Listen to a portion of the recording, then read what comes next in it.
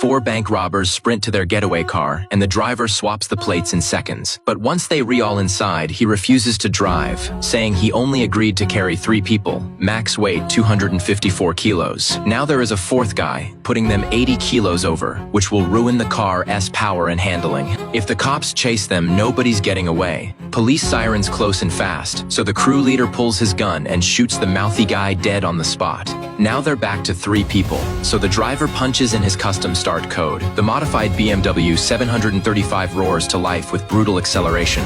A ton of police cruisers swarm in from every direction. This high-speed chase through the streets is about to explode, and this car is not CGI. It hits 60 in 6.9 seconds, and the driver is played by Jason Statham himself. This movie launched him straight into Hollywood as the suit-and-tie action icon we know today.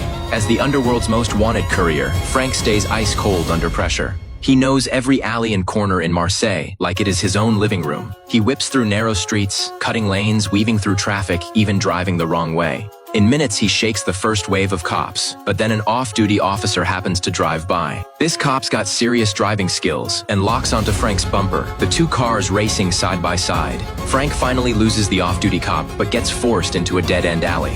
Everyone thinks he is caught, but Frank spots a car carrier passing under the bridge, shifts into neutral. He revs the engine hard, tires screaming smoke, calculating the exact second the truck will pass underneath.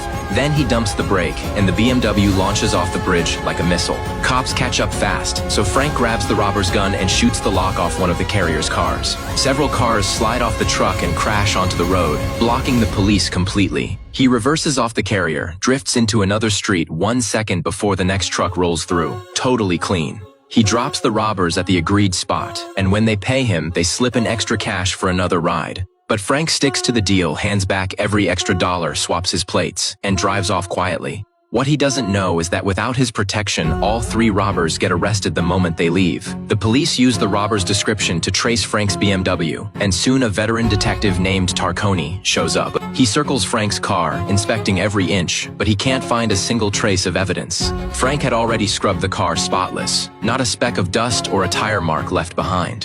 After dodging the investigation, Frank picks up a new job right away. Transport a sealed package 1.5 meters long, 0.5 meter wide, 50 kilos, clear address, good money. Halfway there, he gets a flat tire, and when he opens the trunk to grab the spare, the sealed package is moving, and his instinct tells him there is a person inside. He keeps driving, but he can't shake the feeling, so he stops at a convenience store for a drink. In the end, he breaks his own iron rule, drives to an empty field, and cuts the package open. Inside is a young Asian woman, bound and gagged. She sees the knife in his hand and screams in terror, but Frank doesn't hurt her. He just carefully cuts the tape. He puts a straw in her mouth and gives her water. Her name is Lai, played by Shu Qi. He gives her 1 minute, but when the minute's up, the rope is empty.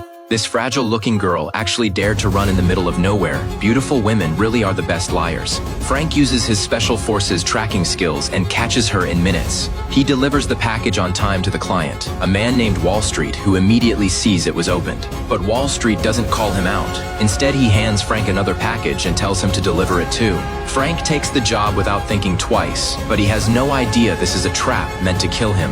Halfway through the route, Frank stops at a store to rest. He feels something off about a car outside but can't place it. He buys 2 cans of Coke, and the second he turns toward his car, his BMW explodes in a massive fireball. The 2 cops hiding in the trunk are vaporized instantly. Turns out the briefcase Wall Street gave him was a bomb, a clear setup to silence him forever. Wall Street planned to pin everything on Frank, and now Frank is done playing by the rules. Frank goes back alone and storms Wall Street's gang headquarters, ready for war. In minutes, he clears the gang's hideout, but Voss and the girl are gone. He takes a Mercedes from the garage and finds her hiding in the back. Frank's furious, drags her out and dumps her on the roadside. But after driving ahead, he backs up and picks her up again, hating the lie but unable to abandon her. Kindness is his weakness. He brings her home, cooks instant noodles, and tells her to leave after eating. That sense of safety breaks her guard. Next morning, she makes breakfast, but the moment they finish, Officer Coney shows up with a scorched license plate, accusing Frank of lying. He says the plate was found at the explosion site. Frank insists someone stole his car while he bought water. The girl steps up and lies, saying she drove Frank home that day. To sell the story to the cop, she even claims they're dating. A missile punches through Frank's roof. Bullets rain down like a storm. The gang wants them both dead. Frank grabs the girl and they jump into the ocean. After they escape, she finally tells the truth. Voss runs an international trafficking ring. A cargo ship is holding over 400 kidnapped people, including her family. Once the ship docks, everyone will be sold worldwide. She approached Frank to use him from the start. She wanted his help to destroy the network, but seeing her desperation, thinking of 400 lives at stake, Frank goes soft again and commits to seeing it through. They break into Voss's office to find the ship's records, and an even darker truth surfaces. Her own father is the head of the trafficking ring, partnered with Voss in this brutal business.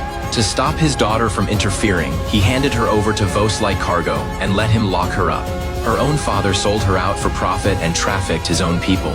He frames Frank as the kidnapper and hands him over to Officer Coney when he arrives. No one knows Coney and Frank are old friends. He knows Frank's character well, but he can't blow his cover in front of everyone, so he plays along and takes Frank to the station. At the station, Frank tells him everything. The crew works for a smuggling syndicate. Right now, 400 people are being moved to the port, and if they don't act fast, late at night, the docks are pitch black. Hundreds of shipping containers stacked everywhere. 400 people are locked inside one of them, their fate unknown. Frank presses a stethoscope to each container, listening for movement, a special forces trick.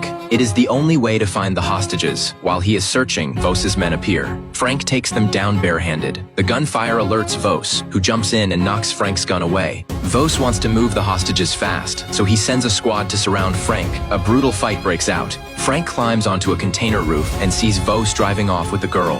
He chases them on foot and leaps onto the moving car. Crossing a bridge, he loses his grip and falls, landing perfectly on a passing bus. Frank's cornered on the bus. Dozens of thugs swarm him, but he fights them all off with brutal precision.